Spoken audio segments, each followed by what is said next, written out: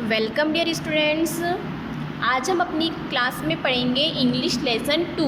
English lesson 2 में आपको एक स्टोरी दी गई है जिसका नाम है ए hasty action. A hasty action.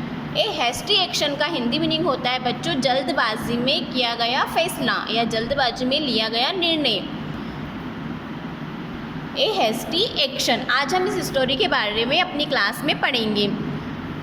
Once there was a poor man who lived with his wife away from the town। एक बार पुअर मैन मीन्स होता है गरीब आदमी। एक बार एक गरीब आदमी who lived with his wife उसकी पत्नी के साथ अवे फ्रॉम द टाउन शहर से दूर रहता था। एक बार एक गरीब आदमी अपनी पत्नी के साथ शहर से दूर रहता था।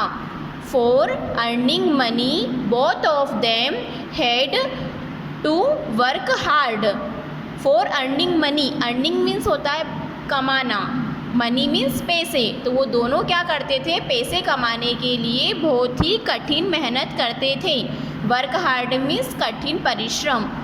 सो the whole day they were out of their house. इसलिए वो दोनों पूरे दिन अपने घर से बाहर रहते थे। The poor man had a mongoose. Mongoose means होता है बच्चों एक एनिमल का नेम है जिसको हम बोलते हैं नेवला। नेवला जो एनिमल है उसको बोलते हैं मोंगूस। तो जो पुअर मैन था उसके पास क्या था, एक मोंगूस था। He loved it and took great care of it. क्या करता पुअर मैन, उसको बहुत ही प्यार से रखता था और उसकी देखभाल करता था।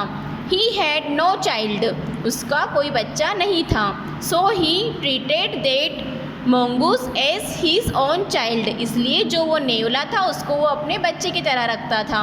After a long time a baby was born और to them. After a long time means बहुत समय के बाद a baby was born to them, उनके यहाँ एक बेबी ने जन्म लिया, बच्चे ने जन्म लिया।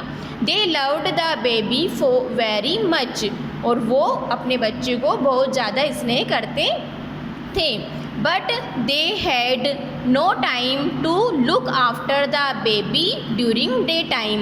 लेकिन हमने पढ़ा है कि वो दोनों बहुत ही कठिन काम करते थे, परिश्रम करते थे, इसलिए वो दिन में अपने बच्चे की देखभाल नहीं कर पाते थे। They had no one else to help them, और उनकी मदद करने के लिए उनके पास कोई नहीं था। So they generally left the baby with the mongoose who guarded the baby well. तो वो क्या करते, अपने बच्चों को किसके पास छोड़ के जाते थे, मोंगूस जो नेवला था उसके पास दिन में छोड़ करके अपने काम पर चले जाते थे। One day while the baby was asleep. एक बार क्या हुआ, एक दिन जब बच्चा सो रहा था, अ स्नेक, स्नेक मीन्स होता है बच्चों सांप। A snake come out of a hole in a corner of the room.